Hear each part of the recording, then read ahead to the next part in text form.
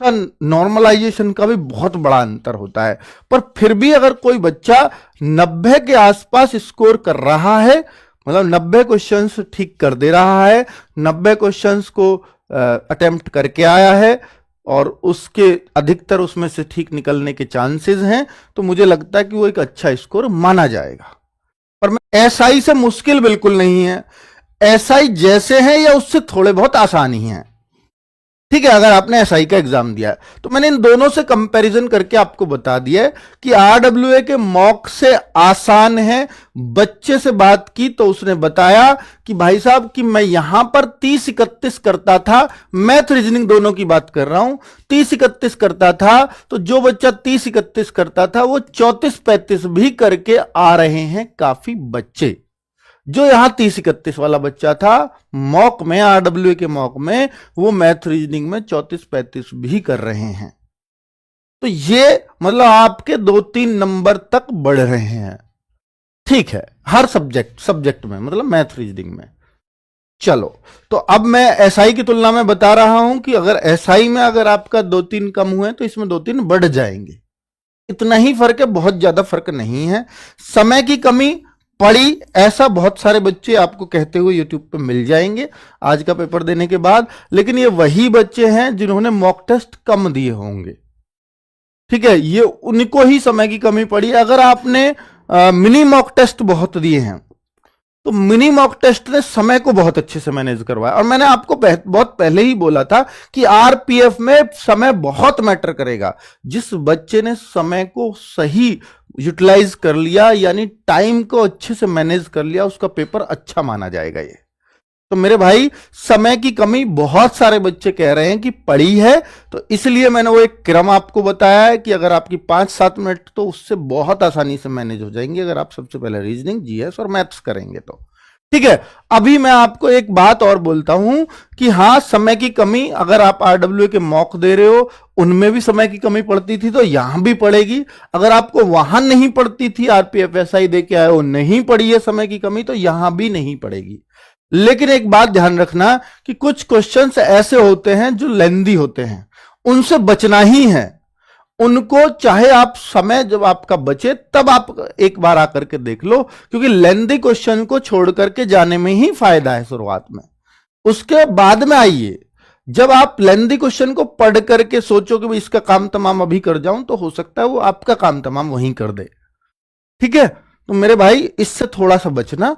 कितना स्कोर अच्छा माना जाएगा, ऐसी कोई कसम खा करके मेरे भाई मत जाओ, ऐसी कोई कसम खा करके मत जाओ कि इतना स्कोर अच्छा माना जाएगा, क्योंकि पेपर बहुत लंबा चलेगा। हर दिन 3 शिफ्ट है, और जब इतने दिन एग्जाम होगा, मैं आपको अगर दिखाने लगूं कि ये कितनी शिफ्टों में एग्जाम हो रहा है, तो ये 2-2 4-2 6 6 दूनी 12 12 3 36, हर दिन 3 शिफ्ट है, तो 36 शिफ्टों में जब एग्जाम हो रहा हो, मैं फिर भी ये नहीं कहूंगा कि 90 वाला ही पूर्णतः सेफ है। नहीं, हो सकता है 80 वाला भी हो, 85 वाला भी हो, क्योंकि जीएस में उतना अच्छा स्कोर नहीं कर पा रहे हैं बच्चे।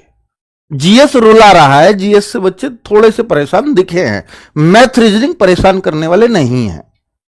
ठीक है, तो भाई 90 में गुड स्कोर की बात कर रहा हूं, मैं कट ऑफ नहीं लगा रहा हूं, और 90 में से कुछ गलतियां भी होंगी। ठीक है, 90 का ये सही किए और आपने 10-15 गलत भी तो करे हैं, फिर वो भी मैनेज होंगे उसमें से। तो मैं आपको ये बोल के चल रहा हूं कि ये 90 को आप कट ऑफ मत मानना, हो सकता है 80 वाला भी बिल्कुल सेफ हो, काट पीट के 80 जिसके बैठ रहे हो। तो अभी इस बात का अंदाजा, जब तक पेपर हमारे हाथ में ना हो, इसका अंदाजा लगाना बहुत मुश्किल है। कोशिश करना कि अपना पेपर बेस्ट करके आओ।